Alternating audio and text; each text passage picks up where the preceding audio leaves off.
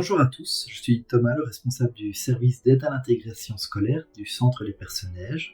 Alors vous verrez qu'on va plus communément l'appeler le SAIS par facilité parce que c'est l'appellation qu'on donne dans nos différents partenariats. Je suis à l'essai.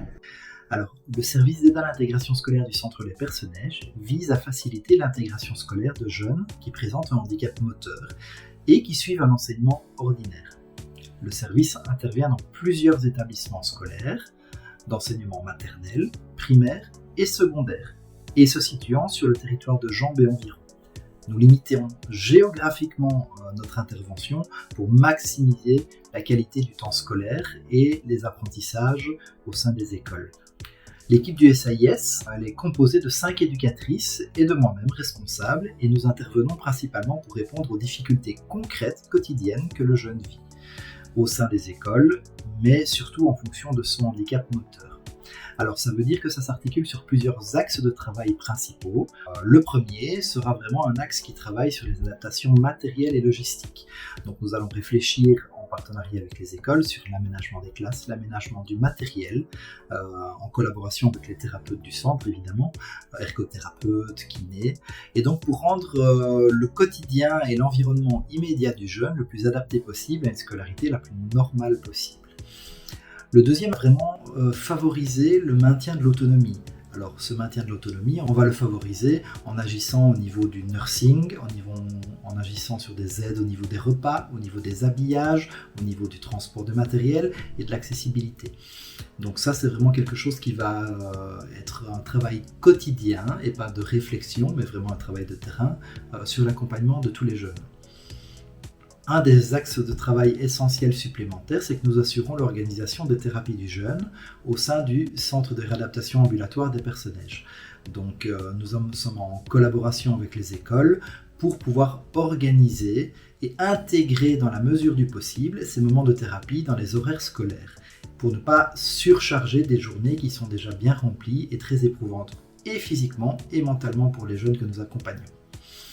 Alors évidemment, nous assurons les déplacements pour les besoins thérapeutiques entre l'école et le centre. Donc si les thérapies sont organisées au sein du centre à un certain moment de la journée, un éducateur va prendre sa voiture, aller chercher l'enfant, l'amener au centre pendant le temps de sa thérapie, et puis l'enfant sera ramené à l'école s'il a encore des périodes scolaires après ça. Alors il faut aussi savoir qu'on intègre évidemment les parents dans cette collaboration. Si l'enfant est en thérapie en tout début de journée, le parent essaye d'amener l'enfant, et s'il termine ses thérapies en fin de journée, le parent a rendez-vous sur place pour venir récupérer l'enfant. Au fur et à mesure de la mise en place du SAIS, depuis le nombre d'années que nous intervenons, nous avons aussi développé nos fonctions pour pouvoir interagir avec les enseignants et avec les écoles sur des adaptations pédagogiques, sur la mise en place des aménagements raisonnables, en partenariat toujours avec les enseignants et l'école, mais aussi avec des partenaires extérieurs comme le pôle intégration. En collaboration avec les thérapeutes, nous sommes aussi responsables de la mise en place d'un outil informatique en fonction des besoins de l'enfant, et l'accompagnons par rapport à son utilisation et l'apprentissage des programmes liés à cette utilisation. En rapport avec les écoles, nous accompagnons aussi durant les activités extrascolaires, les classes vertes, les voyages, les activités culturelles, les journées ADEPS. Donc ça, en fonction de la demande, nous pouvons intervenir et être présents durant un voyage, adapter ce voyage, réfléchir avec l'enseignant et l'école sur ce qui pourrait être adaptable, ce qui n'est pas adaptable, et de pouvoir trouver des plans B à toutes les éventualités auxquelles nous serions confrontés. Le SAIS permet aussi des extras. Par exemple, 1 an sur 2, nous avons la possibilité d'organiser un séjour où rien ne semble impossible. Un peu un séjour no limites, où nous allons essayer de rendre l'impensable pensable et réalisable pour ces enfants. Donc voilà, des activités qui ne seraient pas envisageables en tant que parents avec l'enfant, nous on va essayer de les rendre possibles. Alors une sortie au karting, des parcs d'attractions, des tyroliennes avec des chaises roulantes, voilà, tout est possible, tout est imaginable pour qu'on puisse permettre aux enfants de rentrer dans une dynamique de dépassement de soi, mais également dans une dynamique où se dire, en fait, ma vie elle est normale et je peux vivre des choses comme n'importe quel enfant. Parallèlement à ça, et plus périodiquement alors, nous organisons certains mercredis après-midi et pendant les vacances scolaires, des activités épanouissantes, que ce soit des bricolages, des sorties shopping, des sorties bowling, des sorties cinéma, des activités en rapport avec les fêtes comme Halloween, comme le carnaval, ainsi que pour pouvoir se dépasser. Elles ne sont évidemment pas obligatoires, mais nous pensons que ça amène un plus non négligeable dans le vécu des enfants et dans le regard que nous, en tant que professionnels, on peut avoir sur leur réalité.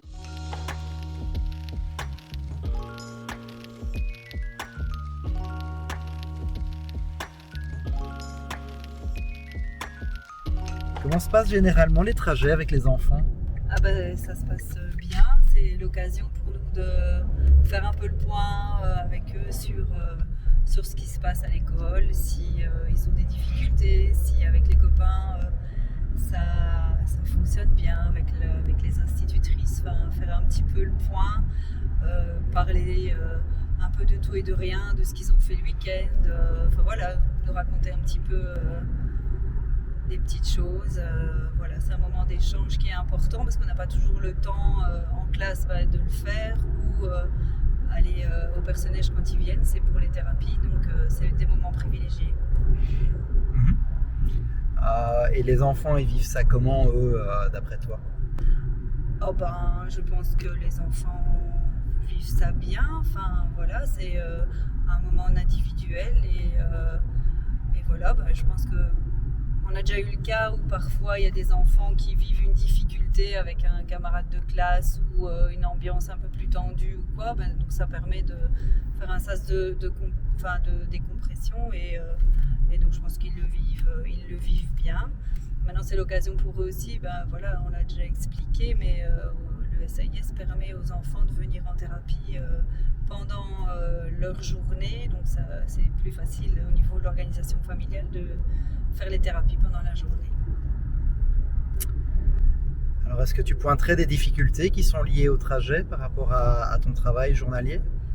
Oui, ça c'est sûr que arriver à l'heure et respecter les horaires, autant les horaires d'école, de récréation, de moments de pause et les heures où ils doivent arriver en thérapie.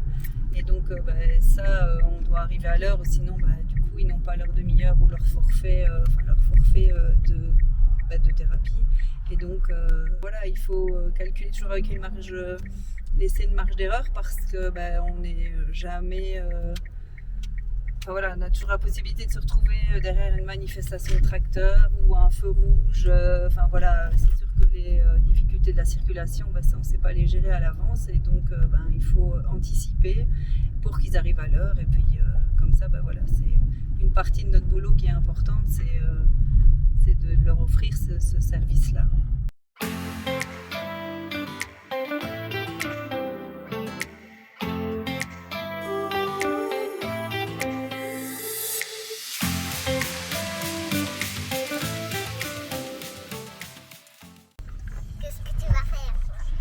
Écoute, moi je filme un peu des images pour pouvoir voir ce qu'on fait au SAIS, tu vois. On va faire un film. Ouais. T'aimerais bien être dans le film? Oui, j'ai jamais été dans un film. Okay. Bonjour. On va aller à mon école. Bon, est-ce que c'est chouette l'école? Oui. Ouais? Tu t'amuses bien? Oui, on travaille bien. T'as plein des copains? Oui. Dans ma classe, on est 18 avec ma maîtresse. C'est madame comment? Madame Sylvie. Et alors, tu as parfois quelqu'un qui vient en classe t'aider? Non, je sais me débrouiller toute seule. Ah, ça c'est top. Ça y est, c'est d'abord les enfants handicapés. Ouais. Et on va faire des thérapies.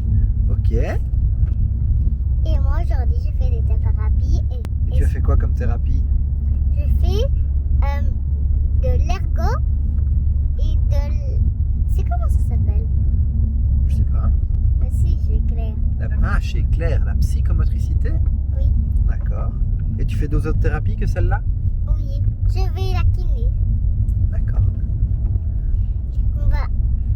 Et alors, on fait ça quand? On fait ça pendant l'école ou on fait ça après la journée d'école? Avant et au milieu, quoi. Ok.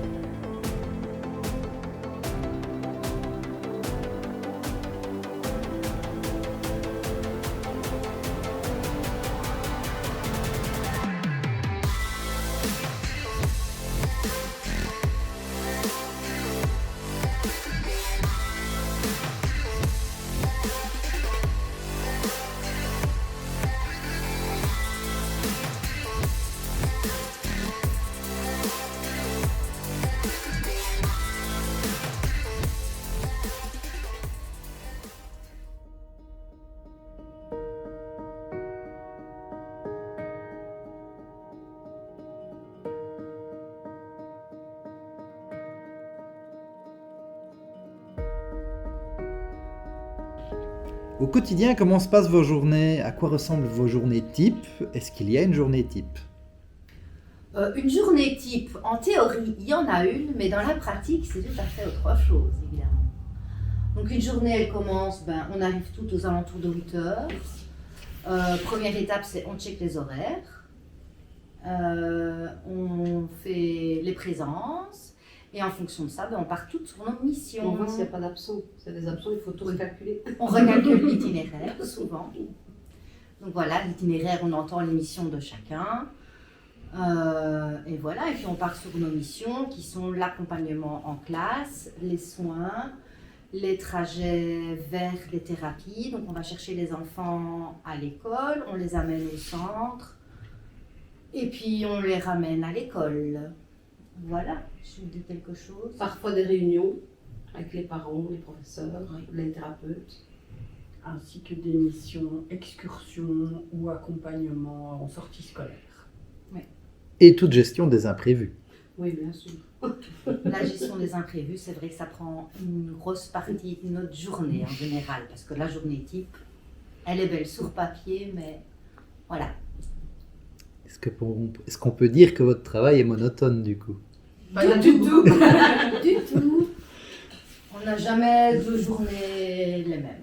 Ou de lundi les mêmes, ou de Non. mardi les mêmes. Jamais. On a un horaire donc théorique, mais voilà, il est que théorique en fait. Et au quotidien, c'est agréable parce que justement, on se lève le matin, on vient travailler en se disant « Oh, aujourd'hui, une nouvelle journée », vraiment au sens propre.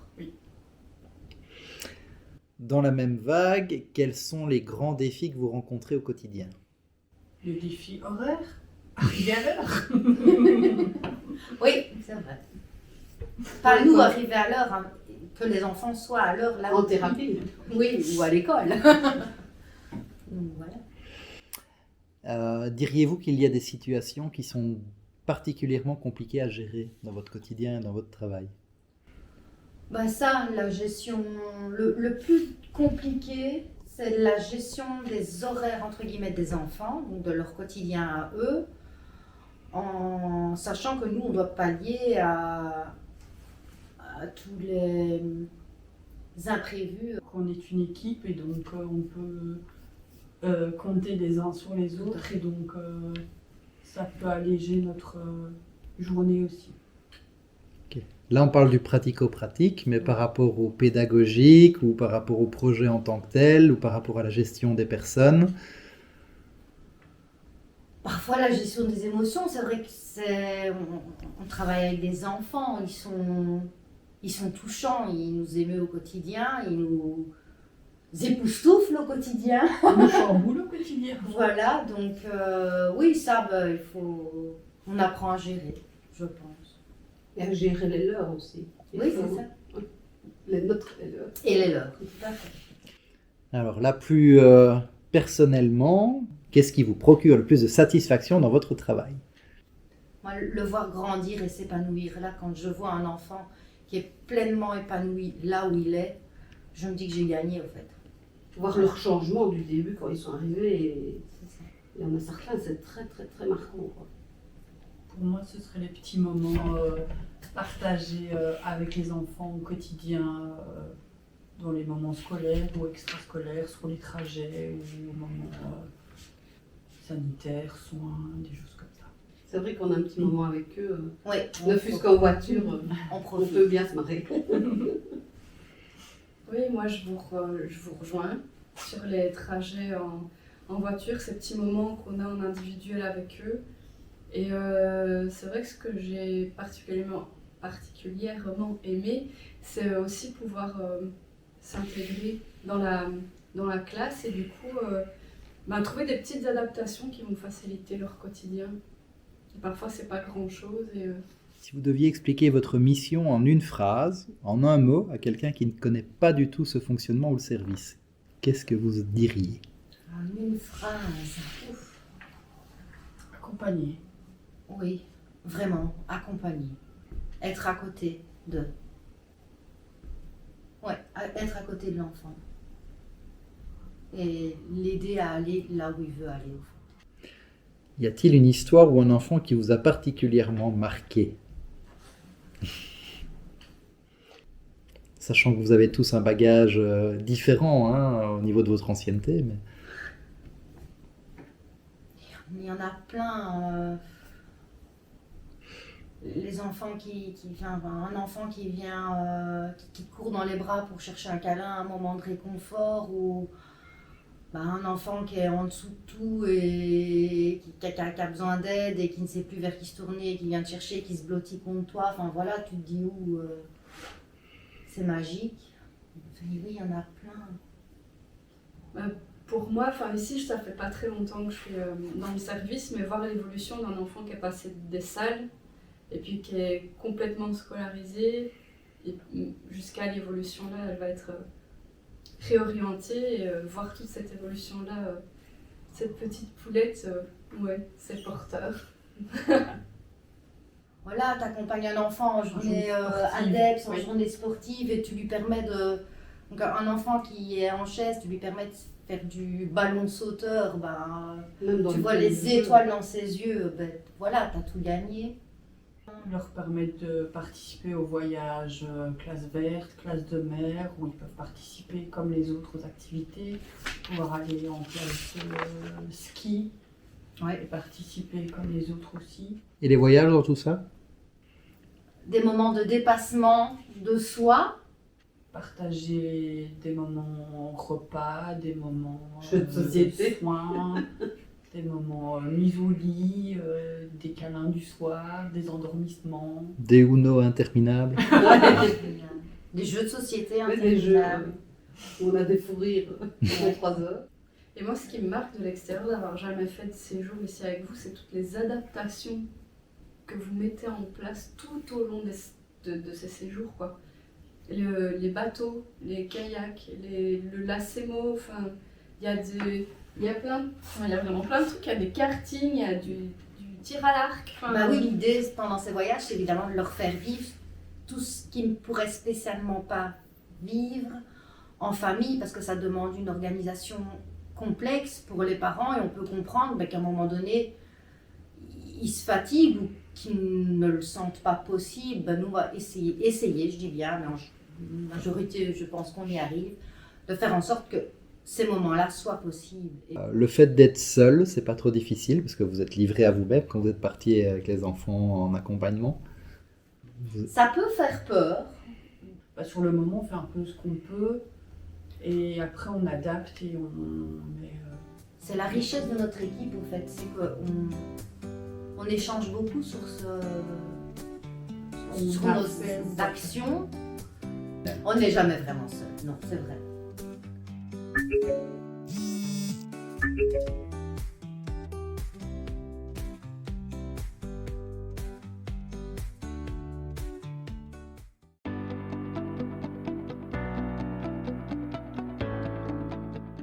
Alors, comment est-ce que tu as découvert notre service, Aurore? Alors, c'est via Mikado du CHR qui suivait Eliasie quand il était petit pour la kiné. Et puis, au fur et à mesure des séances, on a dû faire une IRM qui a montré une IMC. Et donc, de là, il a fallu augmenter le nombre de thérapies, sauf que pratiquement en pratique, ça devenait très dur pour moi d'allier boulot plus les allers-retours au CHR. Et de là, on m'a parlé de LSAIS. Pourquoi est-ce que tu es arrivé chez nous? Voilà, d'abord à l'école, il a été en intégration scolaire quand même à partir de sa 3e primaire. L'iPad était mis en place à partir de sa 5e primaire. Et c'est vrai qu'après les primaires, il devait passer en secondaire, et là, un petit peu d'angoisse. Et donc on m'a parlé un petit peu de différentes possibilités. Au personnage, il y a un SAIS. À ce moment-là, avant d'arriver ou au moment de l'arrivée, quelles étaient les principales préoccupations et difficultés de Valentin? En entrant en Rénové, moi, mes grandes craintes, c'était est-ce qu'il va être accepté en école normale, donc par rapport à son handicap. Donc voilà, ça c'était une grosse angoisse aussi bien par moi que par Valentin. Eliazi est rentré ici, je pense qu'il avait 3 ans, si je me souviens bien, c'est tout petit. Avec quand même des bonnes difficultés psychomoteurs et ça a été une éclosion, j'ai envie de dire. Le fait d'être ici, il a eu un suivi beaucoup plus soutenu et même dans l'école, un suivi aussi sur le terrain de l'école. Et ça donne un enfant qui évolue super bien et qui s'épanouit. Comment ça va? Ça va bien. Très très bien. Qu'est-ce qui a changé pour lui? Qu'est-ce qui a changé pour vous? Qu'est-ce qui a changé dans sa situation globale? Il a évolué de fou, quoi. Enfin, il est plus autonome, il a plus confiance en lui. Et maintenant, il sait les personnes près de qui il peut aller pour se sentir soutenu par rapport à chez vous. Il sait vraiment vers qui se diriger à tout moment. Hein. En tant que parent, est-ce que tu as ressenti vraiment un accompagnement spécifique? Parce que voilà, nous on a un service centré sur l'enfant, mais on vous accompagne de façon globale. Donc en tant que parent, est-ce que tu as vraiment ressenti un accompagnement particulier ou différent de ce que tu avais vécu auparavant par les services aidants? Moi, je me suis sentie soutenue directement, à l'écoute. Donc toutes mes craintes, je pouvais les poser, il n'y avait aucun problème. J'avais plus de peur parce que je me dis, s'il y a une question, je vais trouver soit les éducateurs, soit toi, soit Annick, par rapport, parce que c'est ça le gros problème, c'est que au niveau tout ce qui est social et tout ça, une fois qu'on a un enfant différent, c'est plus compliqué et on n'est pas tellement épaulé. Et grâce à ici, on est vraiment bien épaulé.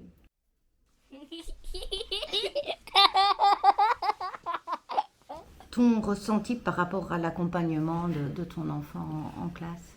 Franchement, j'aurais pas espéré mieux. Autant, par moments, il y a des moments où même moi, en tant que maman, je peux peut-être surangoisser par rapport aux difficultés d'Eliazi, où les CIS arrivent à me temporiser, et inversement, il y a des moments où je vois pas certaines choses et on vient me mettre le doigt juste là sur une difficulté ou quoi.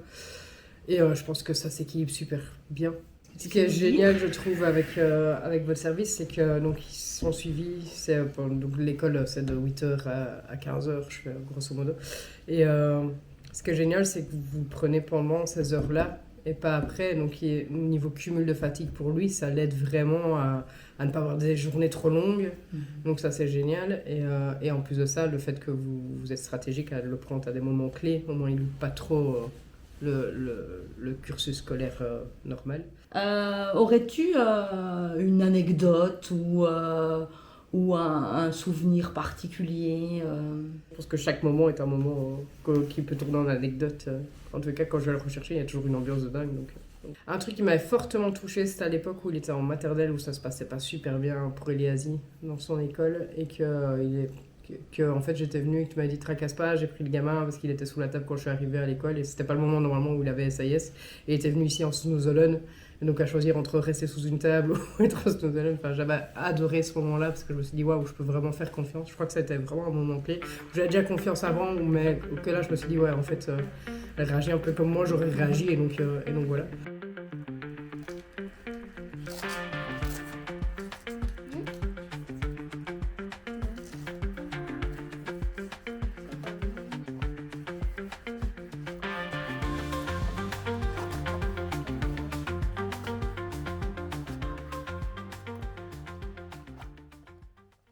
Quel est ton rôle et en quoi es-tu en lien avec le service d'aide à l'intégration scolaire?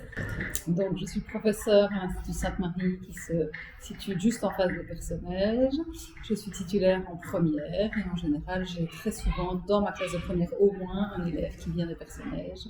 Est-ce que tu as déjà eu beaucoup d'élèves accompagnés par le SIS depuis que tu es ici? J'en ai chaque année et je dois les avoir eu quasiment tous ceux qui sont passés par la première ont pu venir chez moi. Quel type de difficultés as-tu pu observer chez ces enfants avant qu'ils ne bénéficient de ce service, sur si tu en as déjà eu avant qu'on intervienne, ou en tout cas ce que tu as pu constater même avec l'introduction d'un jeune dans ta classe, même qui était déjà suivi par nous? Alors, j'ai rarement eu des élèves qui ne bénéficiaient pas de votre aide avant. Je pense à Zahour que j'ai eu, qui lui ne bénéficiait pas, et c'est moi qui ai fait la démarche vers vous en disant il y a un gros souci, il avait des difficultés pour se déplacer, etc. Et donc là, je savais que vous alliez pouvoir être utile et venir en aide à cet élève-là, et nous venir en aide par la même occasion. La difficulté, les grosses difficultés, il y en a plein. C'est l'accompagnement au quotidien et le suivi. Voilà. On peut mettre des choses en place, mais le fait que vous interveniez, vous avez un renfort au niveau du travail ergo-logo en plus, qui ça est un gros avantage. Je pense au programme GeoGebra, entre autres, en maths. Là, je sais que j'ai quelqu'un sur qui m'appuyer, que je ne dois pas apprendre à l'élève, en même temps que lui donner la matière, lui apprendre l'utilisation du programme, parce que je sais que c'est fait par le service et en collaboration. Comment ce service t'aide-t-il au quotidien en tant qu'enseignant ou en tant que professionnel ? Il m'aide au quotidien en aidant les élèves, en étant là pour répondre à mes questions. S'il y a des choses où je me demande, tiens, est-ce que je pourrais pas faire ça comme ça ? Est-ce que ce serait plus utile ? Est-ce que ça peut l'aider ? Ça aide l'élève et donc nous par la même occasion pour les soins et les choses pratico-pratiques. Entre autres pour partir en classe verte, oui, parce que je fais partie aussi de l'équipe qui organise les classes vertes et donc systématiquement c'est le grand stress des parents, mais c'est vous allez venir en classe verte, les élèves vont venir en classe verte, on va mettre les choses en place et voilà, si vous n'étiez pas là, les élèves ne participeraient pas. Est-ce que tu as un exemple d'un élève en particulier dont l'évolution t'a marqué grâce à son intégration, via son parcours J'en ai deux qui me viennent en tête directement, c'est Justin et Lucas. Justin, c'était plus au début que je travaillais et Lucas, c'est plus récent où voilà, c'est arrivé, gros stress, on ne savait pas quoi mettre en place, comment ça allait aller, les gros stress des parents et voilà, là maintenant Lucas vient de sortir et il est à l'UNIF et Justin continue son chemin. parcours. Ouais. Plus sur le côté émotionnel et impact personnel, qu'est-ce que cette collaboration t'apporte humainement au quotidien ? Moi, c'est que du positif et je suis un peu... on va dire fort investi dans le projet, on va dire ça comme ça, mais oui parce que ça, d'abord par rapport à mon travail, ça change la donne dans une classe quand il y a un élève qui a besoin d'autant d'intégration, donc avec une grosse difficulté moteur ou autre, ça change la dynamique de la classe et ça permet d'avoir une classe où on peut directement introduire voilà, on a tous des difficultés qui se voient ou qui ne se voient pas, si on est une chaise roulante en classe, voilà. Lucas, c'est l'exemple, il est en chaise roulante, tu ne peux pas le cacher. Mais les autres, vous avez d'autres difficultés, il y a des troubles 10 et ça me permet directement d'aborder ce sujet et que tous les élèves se disent ok, j'ai mes forces et j'ai mes difficultés, même si on ne les voit pas, je peux savoir qu'on va y faire attention. Et donc ça, et le côté entraide qui se met en place au niveau de la classe. Alors ça ne marche pas toujours, il y a des fois où c'est moins efficace, mais voilà. Souvent il y a au moins un petit groupe d'élèves qui se forment autour. Et, ça reste une richesse pour les autres. Ouais. Et au niveau personnel, moi ça m'apporte énormément de pouvoir... voilà.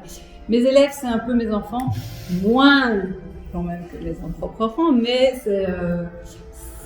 c'est des personnes importantes, c'est pas que des élèves et la relation en général avec les élèves qui bénéficient de l'aide des personnages, c'est encore plus riche, surtout quand on les accompagne en voyage scolaire et que je les retrouve après. « Ah mais vous étiez venu à Disney avec nous !» Oui, c'est ça. Je ne suis plus que la prof de maths, je peux aussi être autre chose. Et à titre professionnel, est-ce que depuis que tu collabores avec nos services et que des enfants sont intégrés dans ta classe, est-ce que tu perçois ou tu as un ressenti d'un changement dans ta manière d'enseigner ou de voir ton rôle d'enseignant ? Voir mon rôle, non, parce que dès le départ, j'avais cette vision-là de mon rôle d'enseignement, mais oui, ça a changé parce qu'il y a plein de choses qu'on a mis en place comme aide pour les élèves en difficulté, que ce soit votre service ou l'intégration, et que je me suis dit, pourquoi est-ce que je ne le fais que pour certains élèves, autant le donner, par exemple, les outils pour manipuler les tableaux de tas de multiplication, les droits gradués, autant que tout le monde puisse en bénéficier s'ils en ont besoin. Si tu avais un message à faire passer aux autres enseignants professionnels qui ne connaissent pas encore ce service, qui sont réfractaires à l'intégration d'enfants différents ou qui devraient, entre guillemets, commencer à collaborer avec nous pour une première fois. D'abord, c'est quelque chose de très riche, et donc allez-y, foncez, n'hésitez pas. N'ayez pas peur du regard ou du jugement, parce que si les intervenants viennent en classe, etc., ce n'est jamais pour juger, pour dénigrer la façon dont on donne cours ou la façon dont on s'adresse à la classe, c'est uniquement pour nous aider. Donc il n'y a pas ce stress-là à avoir, il ne faut pas se sentir jugé. Et ça vous apportera, et ça apportera à la classe que du positif. Mais ça demande du temps et de l'investissement.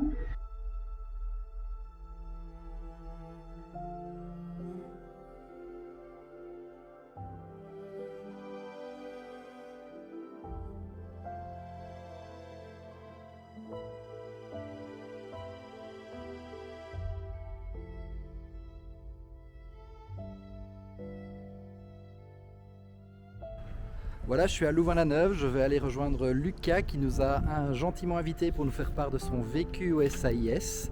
On va la faire rencontre tout de suite.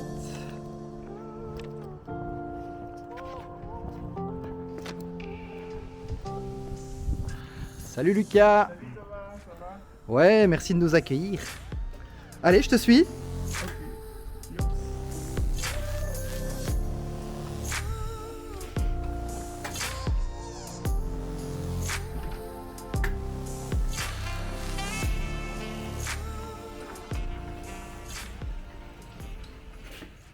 Ça a été quoi ton parcours au SAIS du début et dans les grandes lignes quoi. Donc moi je suis entré au SAIS à mes 6 ans et du coup j'y suis resté jusqu'à mes 18 ans, jusqu'à la fin de mes secondaires. Toute une vie. Oui c'est ça, presque toute une vie au final. Et donc oui j'y suis rentré vraiment en tant qu'interne au SAIS et à 100% au début de ma deuxième primaire, mais je connaissais déjà un peu le SAIS, vu que quand j'étais scolarisé dans mon ancienne école avant d'être scolarisé à Sainte-Marie, je venais déjà faire de la kiné de temps en temps au centre ou de petites activités, mais j'ai vraiment commencé à aller régulièrement au centre à partir de ma deuxième primaire, et c'est là que j'ai commencé à vous voir tous les jours. Et avant d'entrer au SAIS, ça se passait comment à l'école? Avant, j'étais scolarisé dans une petite école de village et j'ai justement changé d'école et je suis venu m'inscrire au centre parce que le suivi ne me convenait plus trop. Les professeurs étaient un peu récalcitrants à m'aider et tout ça, donc ça devenait un peu compliqué et avec vous, j'ai vraiment trouvé l'aide qu'il me fallait. Et donc, quand tu es arrivé au SAIS, qu'est-ce que ça a changé? Qu'est-ce que tu as eu? Qu'est-ce qu'il y a eu en plus par rapport à ce qu'il y a avant, quand sans l'aide, etc. Ça a changé beaucoup de choses. J'ai eu un suivi beaucoup plus complet. Vous avez su m'aider. J'ai eu un accompagnement pédagogique. Vous m'avez appris à utiliser un ordinateur en classe. Vous m'avez appris énormément de choses. Vous m'avez aidé pour tout ce qui est sanitaire et tout ça. Ça non plus, j'avais pas trop avant. Et avant, c'est vrai que j'avais pas de la kiné sur place. Enfin, sur place, tout près en tout cas. Ouais, c'était après journée. Oui, c'était après journée. Mais j'avais pas droit à un suivi aussi régulier. Et c'est justement grâce au centre que j'ai pu avoir de la kiné tous les jours ou presque tous les jours. Ça dépendait des années. Mais, et que de la kiné? Non, aussi de l'ergo. J'ai eu un peu de logo, un peu de psychomote. Mais vraiment, le suivi que j'ai gardé, on va dire, toutes mes années, pendant 12 ans, avec les mêmes thérapeutes, ça il faut le dire aussi, c'est la kiné et l'ergo. Qui t'a aidé et comment? Et qu'est-ce que ça a changé pour toi à l'école? Ma chère référente Charlène m'a beaucoup aidé, c'est vrai. Elle m'a beaucoup accompagné en classe. Elle m'a aidé à écrire pour les interros et tout ça, et les examens. Et pas que elle, au final, tout le service m'a aidé, tout le SAIS m'a aidé. Plus par rapport à tous tes souvenirs, est-ce qu'il y a des moments particuliers ou une anecdote ou un truc qui t'a marqué, une petite victoire, un truc où tu t'en rappelleras toute ta vie tellement c'était marrant ou quoi que ce soit sur ton parcours? Ça, il y en a beaucoup. Si je dois en choisir un seul, bah, c'est vrai que j'en ai vécu des bons moments avec vous, que ce soit les voyages qu'on a fait avec le SIS, ou quand Chat m'a accompagné en classe de neige, au voyage réto, les classes vertes. Je me souviens, je crois qu'elle m'a porté, après je ne sais plus comment, pour accéder à une tyrolienne, parce qu'il y avait une activité tyrolienne que tout le monde faisait. Et bah, du coup, évidemment, vu qu'on essaye un maximum de me faire participer comme les autres, bah, je l'ai fait aussi, mais ça a été sportif hein, dans mes souvenirs. Dans le même sens, si tu devais résumer le SIS à un mot ou à une phrase. Le SIS, alors je dirais folie, hein, parce que au SIS, on ne s'avoue pas facilement vaincu, quoi. On ne s'avoue jamais vaincu. C'est ça le mot. Vous avez toujours cherché à pousser au maximum pour qu'on puisse justement participer à un maximum de trucs. Et bah, avec vous, j'aurai toujours des souvenirs pour la vie, je crois. Donc, on a partagé des moments de fou ensemble, ça c'est sûr. Donc, Si tu devais communiquer à un autre enfant qui a les mêmes difficultés que toi, qui a ton vécu similaire à divers terrains, qu'est-ce que tu voudrais lui dire par rapport à ce parcours et au SIS? Ben, avoir un handicap, c'est pas quelque chose de facile, mais vous avez rendu ça au personnage beaucoup plus agréable. Actuellement, jusqu'à maintenant, et en grande partie grâce à vous, j'ai une vie de fou. J'ai déjà vécu plein de trucs et plein de beaux moments. On n'hésite pas à aller au personnage parce que, bon voilà, je ne vous oublierai jamais.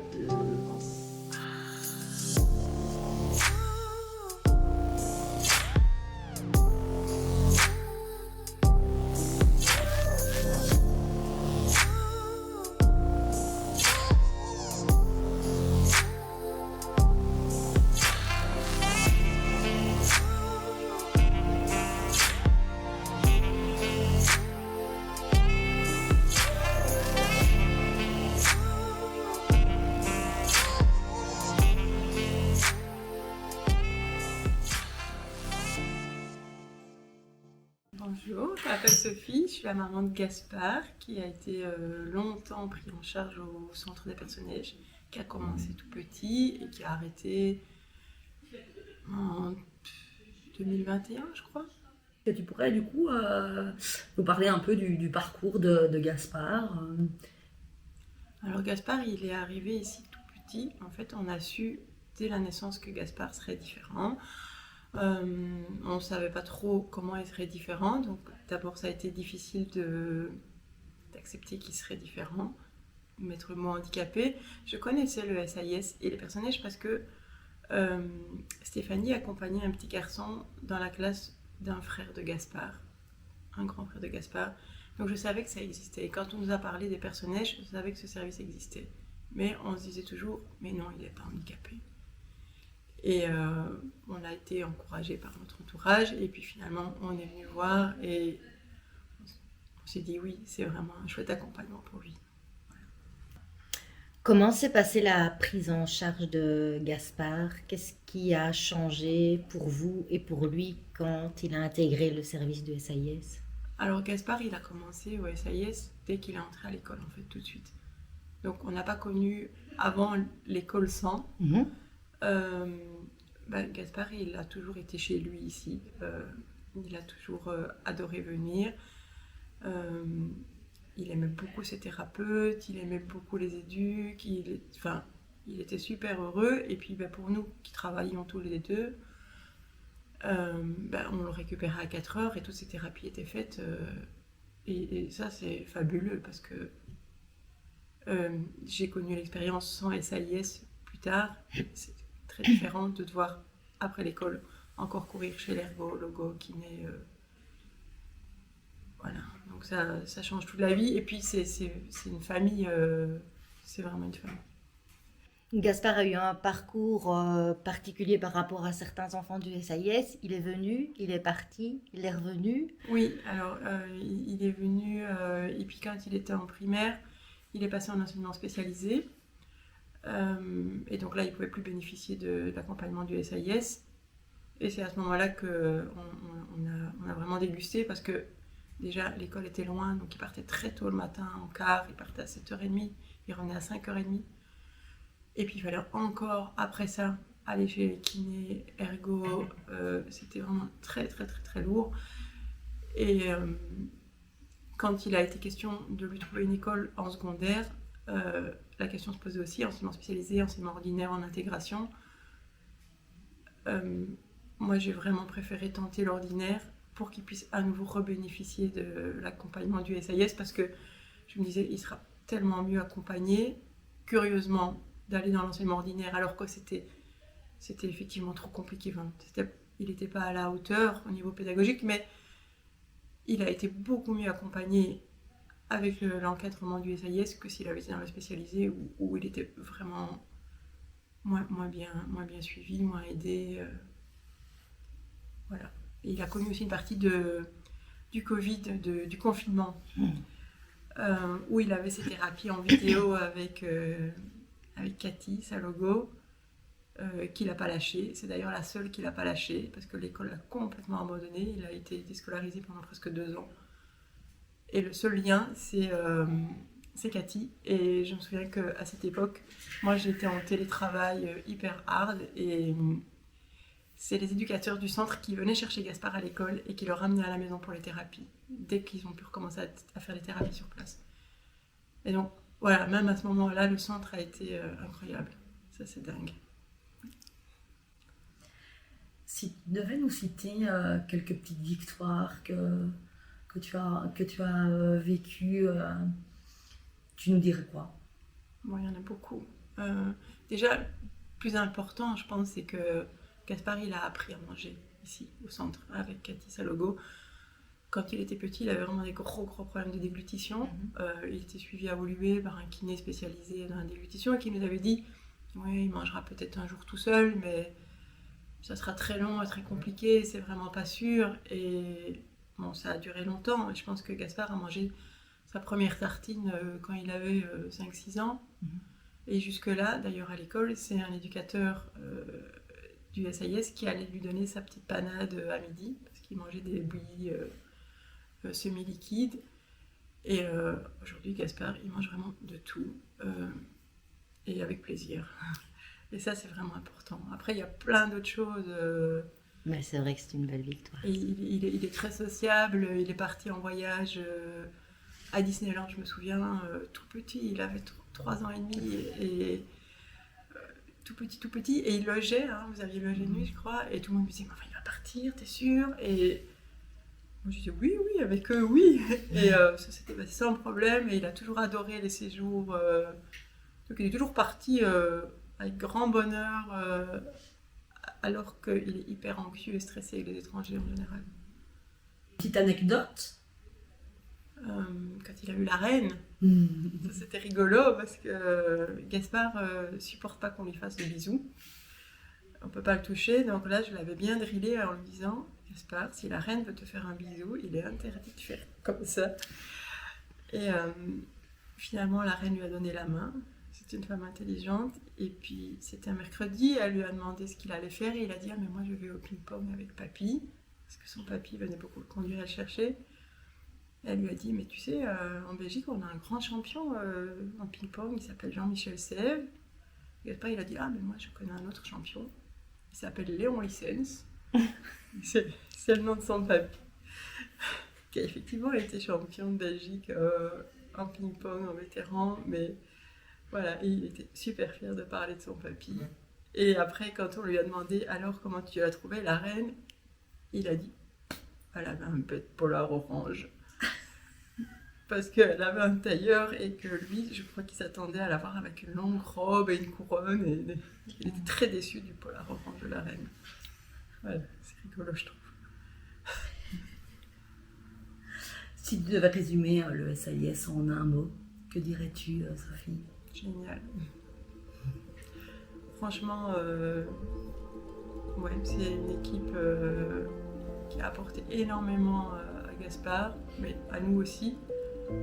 Parce que voilà, l'équipe accompagne l'enfant, mais on porte vraiment beaucoup de support et émotionnel, pratique aux parents, à la famille. Et d'ailleurs, bon, maintenant ça fait bien 4 ans que Gaspard est reparti d'ici, mais il demande régulièrement pour venir. Et la semaine passée, on a pu venir faire un petit coucou parce qu'il n'avait pas école lundi. Et honnêtement, quand j'ai vu se jeter dans les bras de tout le monde, il était super heureux de venir. Franchement, il était vraiment super heureux et j'ai bien vu que tout le monde était content de le voir aussi et c'était pas déchiqué. Voilà, donc pour Gaspard, les Personnèges, ça reste une famille, c'est chez lui en fait. Il est vraiment chez lui.